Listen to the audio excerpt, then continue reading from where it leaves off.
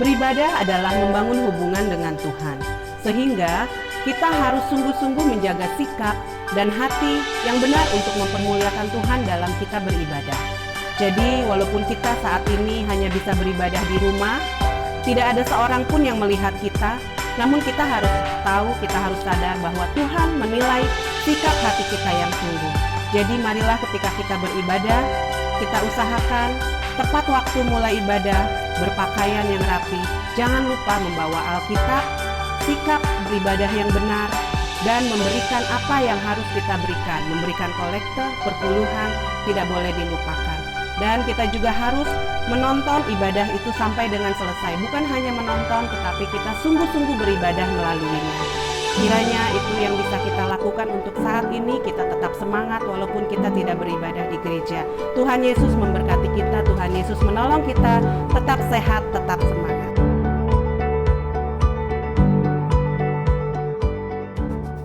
Shalom Bapak Ibu Saudara yang dikasihi Tuhan. Kembali pada hari ini kita ada untuk beribadah kepada Tuhan.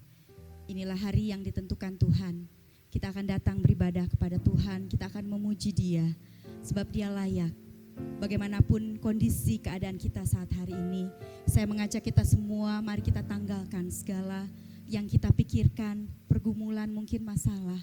Tetapi kita mau tujukan hati dan pikiran kita kepada Tuhan, sebab Dia lebih besar dari hidup kita, dari setiap persoalan kita. Mari kita datang kepada Tuhan. Dia layak terima segala pujian kita. Dia layak terima pengagungan. Dia layak terima hormat dan syukur. Mari penuhi bait-Nya dengan ucapan syukur kita. Haleluya. Haleluya. Engkau saja yang layak Tuhan. Engkau layak terima hormat. Biarlah kami menanggalkan setiap keberadaan hidup kami. Mungkin kami mengalami kesesakan Tuhan. Tetapi saat kami memandang ke arah bait-Mu yang kudus, kami tahu kami mendapatkan pertolongan dan kekuatan. Sebab hidup kami untuk memuliakan-Mu ya Tuhan. Bawa kami Tuhan untuk bersyukur Tuhan. Haleluya. Haleluya. Dipenuhi kemuliaan, dipenuhi pujian, dipenuhi pujian. Kami bawa Tuhan, kami bawa padamu Tuhan, korban pujian, dipenuhi kemuliaan, dipenuhi kemuliaan, segala pujian, dipenuhi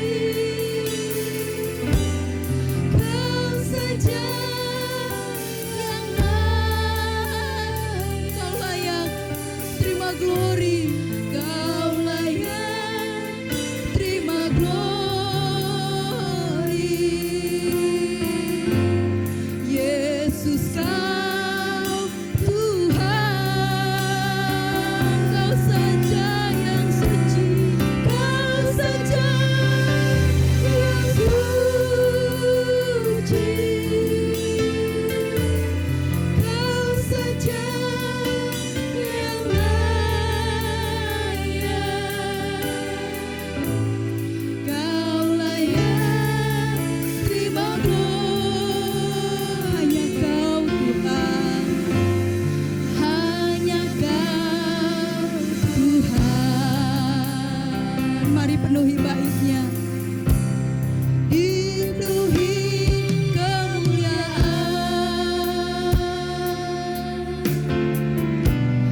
dipenuhi pujian, kami bawa padamu, ya Tuhan. Ini pujian kami, ini sembah kami, korban pujian, sebab Kau saja yang suci, Kau saja yang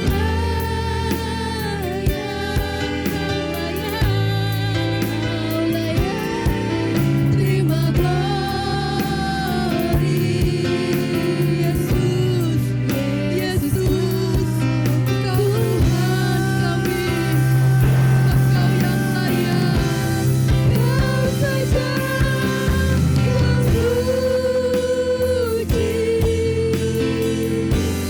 Kau saja yang layak, layak Tuhan, Kau layak, terima glory, hanya Kau Tuhan, sebab Kau layak, sebab Kau saja yang suci, Kau saja yang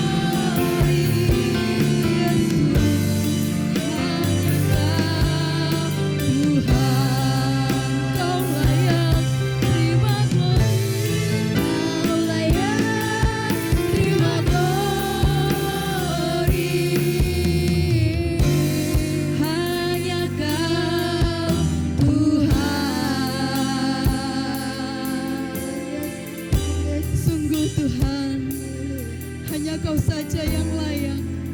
Terima pengagungan tertinggi, terima glory, terima hormat. Haleluya.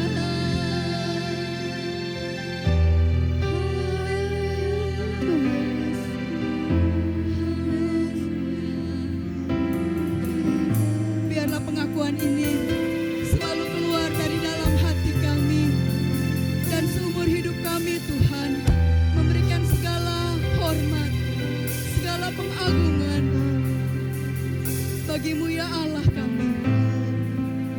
Terimalah pujian kami ya Tuhan, terimalah sembah kami ya Tuhan, sebab Kau saja yang layak.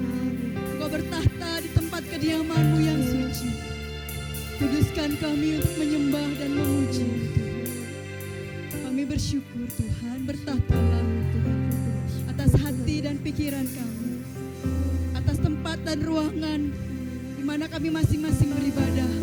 Kami percaya Engkau hadir, sebab kami buka hati kami untuk menaikkan pujian dan penghormatan di dalam nama Tuhan yang menjadi juru selamat kami, Yesus Kristus.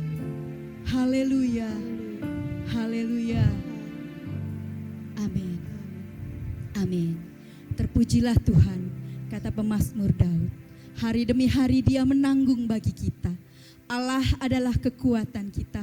Mari kita katakan, sebab Dia baik, kasih setianya dari selama-lamanya sampai selama-lamanya bagi bagi kita yang mengasihi Dia. Haleluya, tiada berkesudahan kasih setianya bagi kita. Puji nama Tuhan. Haleluya. Kau baik Tuhan. Kasih setiamu tak berubah Tuhan. Haleluya. Kami mengangkat suara kami. Haleluya. Tiada berkesudahan kasih setiamu Tuhan. Selalu baru rahmat-Mu bagiku. Ya, hari berganti hari tetap kulihat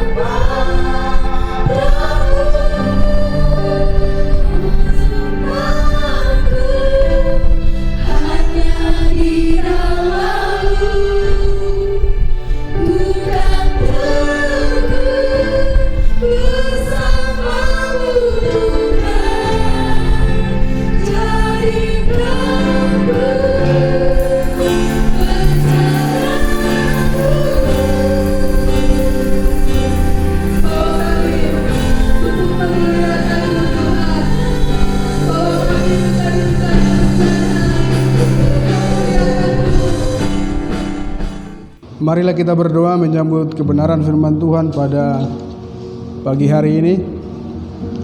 Biar damai sejahtera Tuhan turun di atas kita sekalian, sekalipun memang keadaan kita belum bisa dengan leluasa beribadah di tempat ibadah. Bapa di surga, kami kembali datang di hadapan-Mu pada pagi hari ini, menaikkan syukur dan terima kasih kami kepada Tuhan atas kebaikan dan kemurahan-Mu di dalam kehidupan kami. Dan pada pagi hari Tuhan, kami kembali mendengarkan kebenaran firman Tuhan. Biarlah Engkau berfirman, mengurapi kami, memberkati kami dalam ibadah pada pagi hari ini. Terima kasih Tuhan, dalam nama Yesus kami berdoa dan bersyukur. Amin. Shalom jemaat yang dikasihi oleh Tuhan. Kembali kita beribadah di rumah Tuhan, tapi jemaat tetap masih di rumah. Kita berdoa supaya kelak waktunya atau sebentar lagi kita bisa berkumpul bersama, namun dengan istilah new normal, dan kita berdoa supaya semua berjalan dengan baik. Nah, pagi hari ini kita akan membuka kitab Yosua pasal 24 ayat 15, penekanan kita. Tapi sebaiknya kita akan membaca ayat yang pertama sampai dengan ayat yang ke-15. Bapak Ibu Saudara bisa menyimaknya dan saya akan membacakan. Judul firman Tuhan adalah pembaharuan perjanjian di Shichem. Kemudian Yosua mengumpulkan semua suku orang Israel di Shichem. Dipanggilnya para tua-tua orang Israel, para kepalanya, para hakimnya, dan para pengatur pasukannya. Lalu mereka berdiri di hadapan Allah. Berkatalah Yosua kepada seluruh bangsa itu, beginilah firman Tuhan Allah Israel. Dahulu kala di seberang sungai Efrat, disitulah diam nenek moyangmu, yakni Terah, ayah Abraham dan ayah Nahor, dan mereka beribadah kepada Allah lain. Nah, Bapak Ibu Saudara sekalian, Abraham juga sebelumnya adalah orang yang menyembah kepada Allah yang lain. Tetapi Allah dengan kemurahannya memanggil Abraham dari Ur Kasdim dan dibawa ke negeri yang akan ditunjukkan Tuhan kepadanya.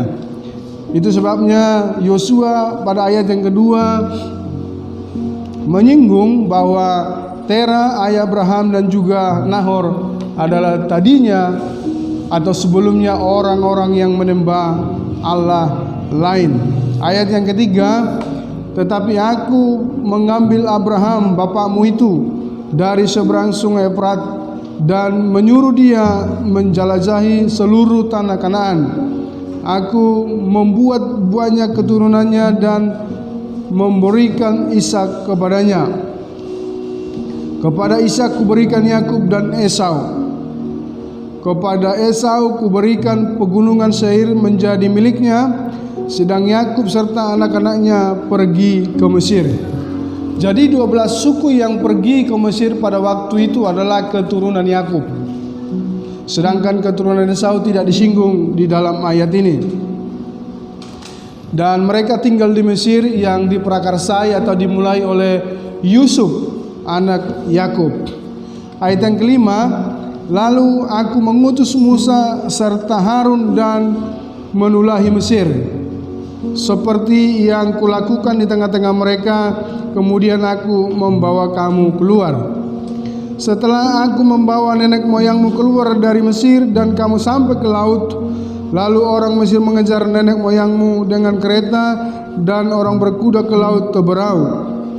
Sebab itu berteriak-teriaklah mereka kepada Tuhan, maka diadakannya gelap antara kamu dan orang Mesir itu, dan didatangkannya air laut atas mereka, sehingga mereka diliputi, dan matamu sendiri telah melihat apa yang kulakukan terhadap Mesir. Sesudah itu lama kamu diam di padang gurun. Aku membawa kamu ke negeri orang Amori yang diam di seberang sungai Yordan, dan ketika berperang melawan kamu, mereka kuserahkan ke dalam tanganmu, sehingga kamu menduduki negerinya, sedang mereka kupunahkan dari depan kamu. Ayat yang ke-9. Ketika itu Balak bin Zipor, Raja Moab, bangkit berperang melawan orang Israel. Disuruhnya memanggil Bileam bin Beor untuk mengutuki kamu. Tetapi aku tidak mau mendengarkan Bileam, sehingga ia pun memberkati kamu. Demikianlah aku melepaskan kamu dari tangannya. Setelah kamu menyeberangi sungai Yordan, sungai Yeriko, berperanglah melawan kamu warga-warga kota Yeriko, orang Amori, orang Feris, orang Kanaan, orang Het, orang Gergasi, orang Hewi, dan orang Yebus.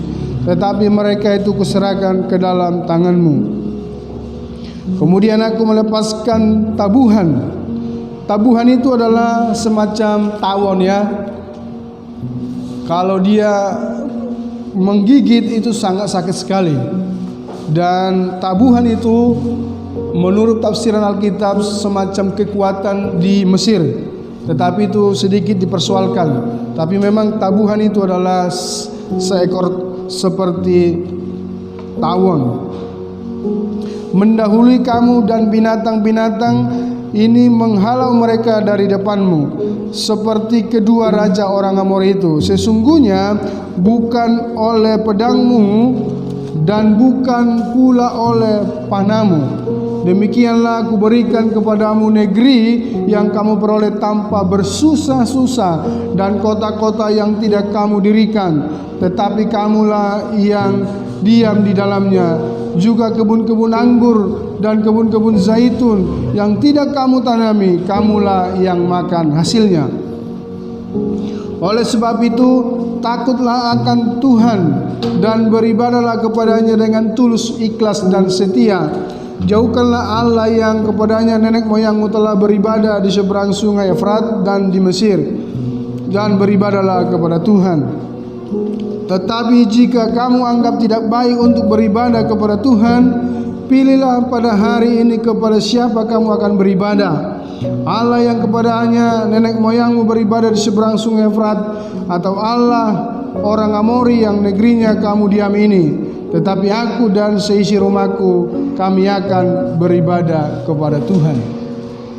Bapak Ibu Saudara sekalian, dalam firman Allah yang hidup, ayat 15 berkata demikian, tetapi apabila kalian tidak mau menaati Tuhan, maka putuskanlah hari ini juga siapa yang akan kalian taati. Apakah kalian akan menaati Allah nenek moyang kalian di seberang sungai Efrat, atau Allah orang Amori di tanah ini? Tetapi bagiku sendiri serta seluruh keluargaku, kami akan menaati Tuhan. Saya lebih tertarik kepada firman Allah yang hidup yang berkata menaati. Karena bangsa Israel ketika keluar dari Mesir, mereka mengembara di padang gurun sekitar 40 tahun. Dan mereka tidak beribadah selayaknya orang Kristen ada di gedung gereja. Tapi kata beribadah di situ adalah gaya hidup mereka sehari-hari di hadapan Tuhan. Kegiatan mereka sehari-hari di hadapan Tuhan. Itu sebabnya kata menaati Tuhan. Kalau kita mengikuti perjalanan kehidupan bangsa Israel ini sebenarnya adalah bangsa yang tegar tengkuk. Bangsa, kalau saya boleh katakan dengan bahasa saya sendiri, adalah bangsa yang tidak tahu diri. Hari ini bangsa Israel berbuat dosa, besok dihukum, besoknya dapat pengampunan, kemudian berbuat dosa lagi, diampuni, dan berbuat dosa lagi. Jadi kehidupan bangsa Israel berputar-putar di satu titik. Dalam bahasa teologianya adalah central fulgur, di titik itu. Seperti kalau Bapak Ibu pernah membakar obat nyamuk yang berlingkar itu ya kembali kepada titik semula. Jadi kehidupan bangsa Israel itu melihat mujizat Tuhan, bersungut-sungut, berbuat dosa, diampuni Tuhan, kemudian berbuat dosa lagi. Selama 40 tahun mereka mengembara di padang gurun, mereka selalu bersungut-sungut kepada Tuhan. Itu sebabnya Yosua di pasal 24 ini berkata kepada bangsa Israel mengambil satu pilihan. Firman Tuhan yang disampaikan Yosua kepada bangsa Israel ayat 15 ini adalah ketika mereka sudah ada di tanah Kanaan. Sudah ada di tanah Kanaan. Kita tahu tanah Kanaan adalah tanah yang berlimpah susu madu. Ya, berlimpah susu dan madunya. Dan Yosua mengingatkan kepada bangsa Israel pada waktu mereka ada di zaman kemakmuran atau kehidupan bangsa Israel sedang senang, jangan sampai mereka melupakan Tuhan. Bukankah Bapak Ibu Saudara sekalian, memang dalam hidup ini ada beberapa tipe manusia. Pada waktu dia senang bisa dia melupakan Tuhan. Tapi ada juga sifat manusia pada waktu dia dalam kemiskinan juga bisa lupa Tuhan. Bisa lupa Tuhan. Tetapi mungkin secara umum kebanyakan orang lupa akan Tuhan ketika dia ada segalanya. Ketika ekonomi mencukupi, ketika kebutuhannya terpenuhi, dia tidak lagi mengandalkan Tuhan atau tidak lagi mengharapkan Tuhan dalam kehidupannya. Itu sebabnya Yosua berkata kepada bangsa Israel, tetapi apabila kalian tidak mau menaati Tuhan, maka putuskanlah hari ini juga siapa yang kalian taati. Kalau kita berbicara mengenai Yosua, Yosua itu adalah pembantu yang akrab dan setia bagi Musa. Dan nama arti daripada Yosua itu adalah Tuhan menyelamatkan, ya, Tuhan menyelamatkan. Bahkan Yosua dikatakan dia adalah lambang atau wakil Yesus Kristus ketika dia menuntun umat Allah memasuki tanah Kanaan. Mengapa Yosua berani mengambil komitmen seperti ayat yang baru kita baca? Memang selama kepemimpinan Musa di Mesir, bagaimana Tuhan menolong orang Israel, bagaimana Tuhan menyatakan mukjizat bagi bangsa Israel, itu memang dilihat oleh Yosua, disaksikan dengan mata sendiri bagaimana mukjizat itu dinyatakan bagi bangsa Israel. Dan sampai pada saat tiba waktunya Musa melakukan kesalahan dan estafet kepemimpinan untuk membawa bangsa Israel ke tanah Kanaan diserahkan kepada Yosua. Pertanyaannya Bapak Ibu Saudara sekalian pada sore hari ini, berani berkomitmen, itu judul dari khotbah kita di minggu yang kedua. Berani berkomitmen. Apa sih yang dimaksud dengan komitmen? Komitmen adalah perubahan, ya, perubahan hati, perubahan pikiran, dan sikap kita ke arah yang lebih baik. Itu yang dimaksud dengan komitmen. Memang seperti minggu yang kemarin kita dengar khotbah dari Gembala Sidang yang berkata bahwa hidup adalah proses, itu betul. Perubahan kita juga di hadapan Tuhan itu berproses. Tapi kita sebagai manusia harus mau berubah. Ya, merubah pikiran kita, merubah hati kita dan sikap kita ke arah yang lebih baik. Kita harus berkali-kali memutuskan untuk bertekun di dalam iman dan menaati Tuhan. Bapak Ibu Saudara yang dikasihi oleh Tuhan, tiap hari atau mungkin saya katakan tiap jam kita selalu diperhadapkan dengan sebuah pilihan. pilihan. Apakah hari ini kita memilih untuk menyenangkan Tuhan, ataukah kita memilih untuk mengecewakan Tuhan? Dengan kesadaran penuh ada di kita untuk mengambil keputusan untuk kita memilih yang baik atau yang tidak baik. Jadi Bapak Ibu Saudara sekalian, setiap saat barangkali selalu ada pilihan bagi kita untuk melakukan yang baik atau melakukan yang jahat.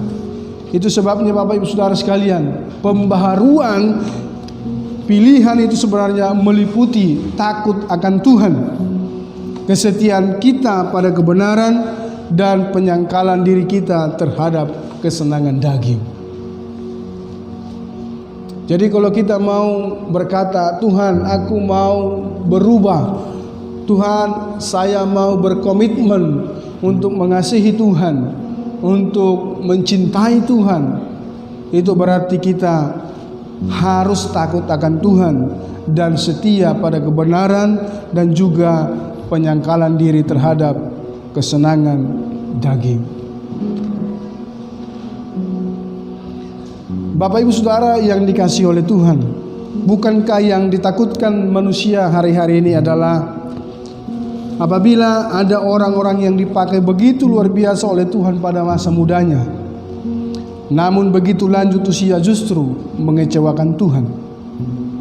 Ada banyak contoh yang kita lihat di Alkitab, seperti Salomo juga mengecewakan Tuhan, Daud juga mengecewakan Tuhan, bahkan Musa sendiri mengecewakan Tuhan. Tapi saya menyelidiki Bapak Ibu Saudara sekalian, hambanya Yosua ini pengecualian bahwa ia seorang tokoh dan sekaligus pemimpin yang secara konsisten sampai akhir hidupnya mengikuti Tuhan. Luar biasa. Yosua memang tidak sempurna. Yosua pernah melakukan kesalahan seperti pada saat ia ditipu oleh bangsa Gibeon. Bangsa Gibeon mendengar tentang apa yang dilakukan Yosua terhadap penduduk Yeriko dan Ai. Demi menyelamatkan diri mereka, mereka menyamar menjadi orang miskin dengan berpakaian robek-robek mendatangi Yosua dan meminta belas kasihan. Kemudian Yosua berjanji demi Allah, bangsa Israel mereka tidak akan binasa. Itu memang kesalahan yang dilakukan Yosua. Oleh karena belas kasihan kepada bangsa Gibeon, dan dia berkata demi Allah Israel. Jadi pada waktu bangsa Israel atau pada zaman itu, jika dia menyebut Allah dan memberkati orang, sekalipun itu dalam mungkin orang itu menipu dalam kesalahan, itu tidak bisa dibatalkan. Berkat itu mesti turun, karena dia sudah berkata demi Allah bangsa Israel. Dan dia berkata kepada bangsa Gibeon, engkau tidak akan binasa, dan mereka tidak binasa. Hanya kelalaian atau kesalahan itu yang dilakukan oleh Yosua sampai pada akhir hayatnya. Itu sebabnya dia dikatakan secara konsisten dia mentaati Tuhan.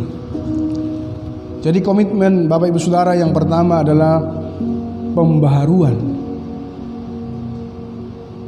perubahan hati dan pikiran kita dan sikap kita ke arah yang lebih baik.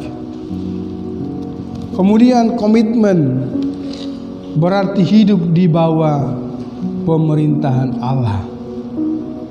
Kalau kita berkata, aku mau berkomitmen melayani Tuhan, aku mau berkomitmen beribadah kepada Tuhan, aku mau berkomitmen menyerahkan rumah tangga saya kepada Tuhan, berarti secara tidak langsung kita berkata, keluarga saya, hidup saya mau di bawah pemerintahan Allah. Apa sih yang dimaksud dengan pemerintahan Allah? Meninggalkan kehidupan lama yang kita kendalikan sesuka hati kita, lalu hidup dengan menyerahkan sesuatunya di dalam kontrolnya Tuhan. Jadi kalau kita hidup sesuka hati, sesuka gua, tidak ada yang mengatur, Dan ketika kita berkata aku mau berkomitmen, itu berarti kita menyerahkan sesuatunya di dalam kontrolnya Tuhan. Suasana kerajaan Allah atau pemerintahan Allah harus hadir dalam hidup kita. Hidup dalam pemerintahan Allah adalah jiwa yang dikuasai oleh kerinduan terhadap perkara-perkara surgawi. Ada hasrat, ada kerinduan dengan perkara-perkara surgawi. Saya tidak mengatakan untuk meniadakan kita untuk mengingini atau memiliki apa yang memang dunia sedang ada. Tetapi maksud saya adalah segala sesuatu yang ada di dunia ini itu kita buat di bawah hasrat kita tentang perkara-perkara surgawi. Ada nilai-nilai kekekalan yang terus kita tanamkan dalam kehidupan kita. Bapak Ibu Saudara sekalian, kadangkala penghargaan kita terhadap kekayaan dunia membuat kita kurang atau tidak menghargai yang disebut dengan nilai-nilai kekekalan. Bahkan ada istilah yang berkata, kita mau menjual sesuatu dengan sesuatu yang fana. Bahkan ada orang yang mengorbankan Yesus kedua kalinya oleh karena sesuatu yang fana. Bapak Ibu Saudara sekalian, situasi yang sedang terjadi di bangsa kita membuat hampir 3/4 dunia ini merasa ketakutan, cemas, khawatir, seolah-olah kehilangan pengharapan.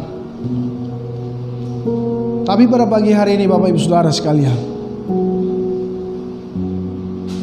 dengan peristiwa yang ada saat ini, kita mengambil sisi yang positif, bahwa dengan situasi dan kondisi ini membuat kita makin mencintai Tuhan, membuat kita makin merindukan Tuhan, membuat kita makin bergantung kepada Tuhan.